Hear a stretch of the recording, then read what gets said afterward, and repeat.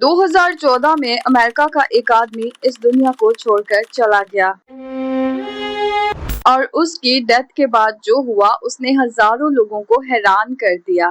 उस आदमी का नाम था रोनाल्ड रीड। अब तुम सोच रहे होगे क्या वो कोई बिलियनर बिजनेसमैन था, कोई फेमस इन्वेस्टर या सिलिकॉन वैली का एंटरप्रेन्योर? नहीं, रोनाल्ड रीड ने अपनी जिंदगी का ज्यादा हिस्सा एक पेट्रोल पंप पर काम करते हुए गुजारा और बाद में एक नॉर्मल जैनिटर के रूप में गुजारा। अगर तुम उसे रोड पर देख लेते ना तो शायद तुम भी यही सोचते एक नॉर्मल सा इंसान ही तो है। लेकिन जब उसकी विल खोली गई, रोनाल्ड रीड ने अपने पीछे लगभग $8 मिलियन की वेल्थ छोड़ी थी। सोचो, एक नॉर्मल जैनिटर जो के मंथली सैलरी पे काम करता था, वो मिलियनर कैसे बन गया? क्या उसने लॉटरी जीती? क्या उसे कोई इनहेरिटेंस मिली थी? या फिर उसके पास कोई सीक्रेट बिजनेस था? नहीं, उसके पास सिर्फ एक चीज थी, एक ऐसा मनी रूल जो आज भी दुनिया के ज्यादातर स्कूल्स आप लोगों को और मुझे भी नहीं सिखा पाए। और सच बताऊं, अगर तुम ये रूल समझ गए तो आज के बाद तुम अपने पैसे को देखने का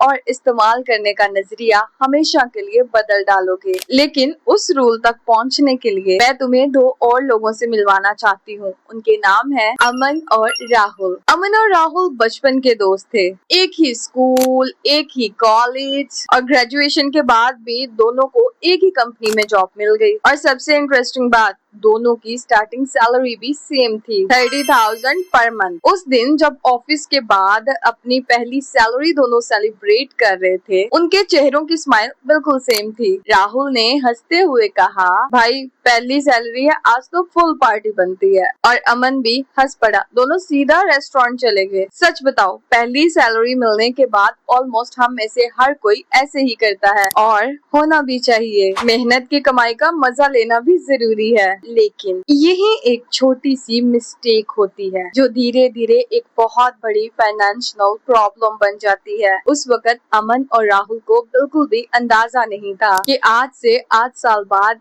एक के पास फाइनेंशियल फ्रीडम होगी और दूसरा हर महीने सैलरी आने का वेट कर रहा होगा। सवाल यहाँ पर ये है कि अगर दोनों की सैलरी सेम थी, क्या अमन ज्यादा इंटेलिजेंट था? नहीं। क्या राहुल ज्यादा लेजी था? बिल्कुल भी नहीं।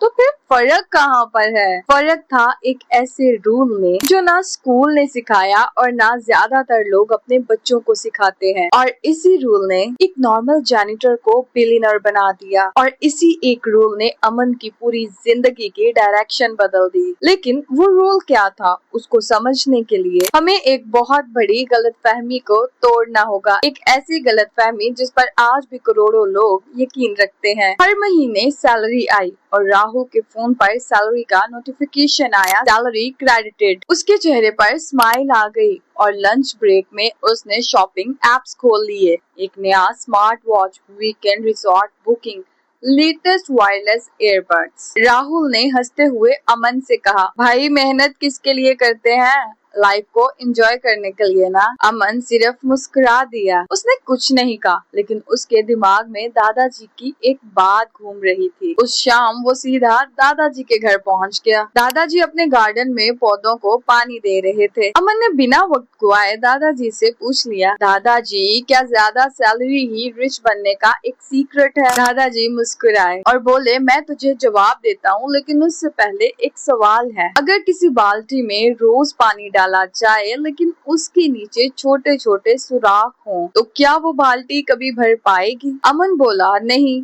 और दादाजी हंस पड़े और दादाजी बोले, बस बेटा, ज्यादातर लोगों की फाइनेंशियल लाइफ भी बिल्कुल ऐसी ही होती है। इनकम ऊपर से आती रहती है और अननेसेसरी एक्सपेंसेस उसे नीचे से बाहर निकालते रहते हैं। ये बात अमन के दिल को लग गई और उसने पहली बार महसूस किया कि प्रॉब्लम उसकी सैलरी नहीं थी, प्रॉब्लम्स उसके फाइनेंशियल होल्स थे। और सच कहूँ, ये होल्स बहुत डेंजरस होते हैं क्योंकि ये एक बार में नहीं बनते, ये हर रोज बनते हैं। 300 की कॉफी, 600 का food delivery, 3 streaming subscriptions, flash sale देखकर शॉपिंग और फिर वो एक लाइन, यार इतना तो चलता है। प्रॉब्लम वो 300 नहीं, प्रॉब्लम वो हर रोज का 300 है। यही साइकोलॉजी का एक इंटरेस्टिंग कंसेप्ट आता है, लाइफस्टाइल इन्फ्लेशन। जब इनकम आती है तो हमारा लाइफस्टाइल उससे भी ज्यादा स्पीड से बढ़ने लगता है। पहले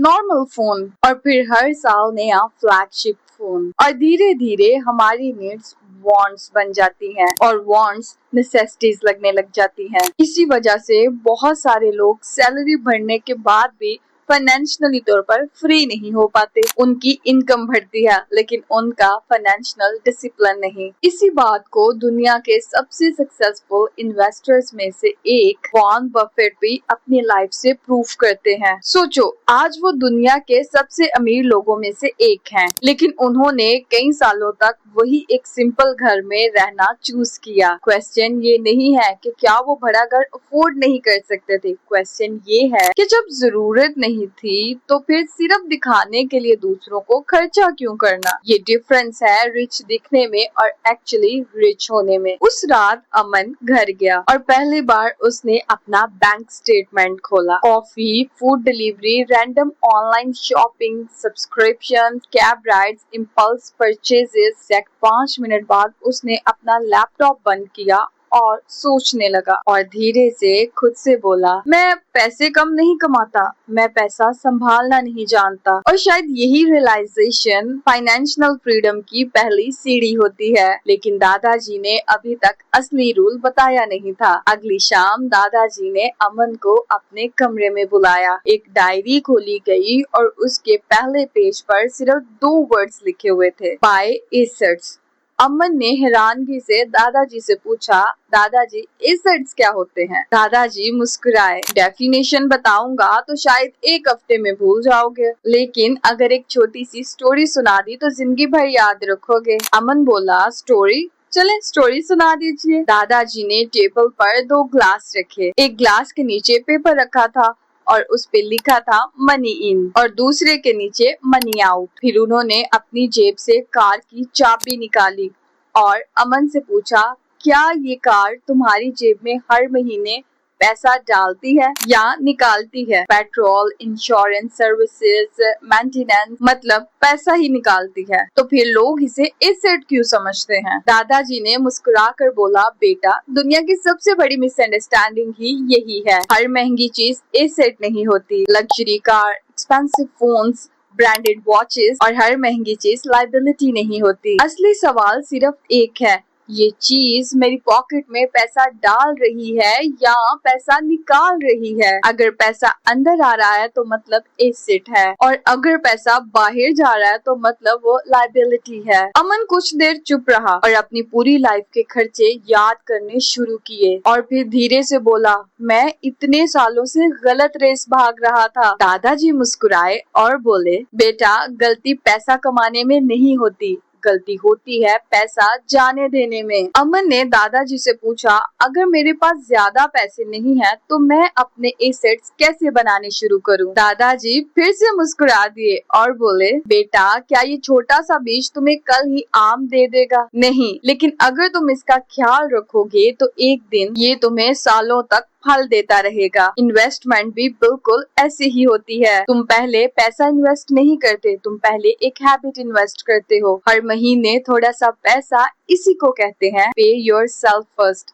यही वो रूल था जिसने एक नॉर्मल से जैनिटर को बिलियनर बना दिया। उसने लॉटरी नहीं जीती, उसने बस एक नॉर्मल सा रूल फॉलो किया, पहले खुद को पे करो फिर दुनिया को। और शायद इसीलिए स्कूल्स हमें मैथ्स जरूर सिखाते हैं लेकिन मनी का ये रूल नहीं सिखाते। और शायद इसीलिए बहुत ज्यादा लोग ऐसे हैं जिनकी सैलरी बहुत अच्छी है लेकिन वो फिर भी अमीर नहीं बन पाते। अगर आज की वीडियो ने तुम्हारी सोच बदली है तो इस वीडियो को जरूर शेयर करना, क्योंकि हो सकता है किसी और की लाइफ का फाइनेंशियल टर्निंग पॉइंट तुम्हारे एक शेयर करने की वजह से शुरू हो। मैं तुम्हें नेक्स्ट वीडियो में मिलती हूँ। तब तक अपने पैसे को सिर्फ खर्चा मत करो, उसे काम पर लगाओ। लाइक और सब्सक्राइब करना बिल्कुल नहीं भूलना।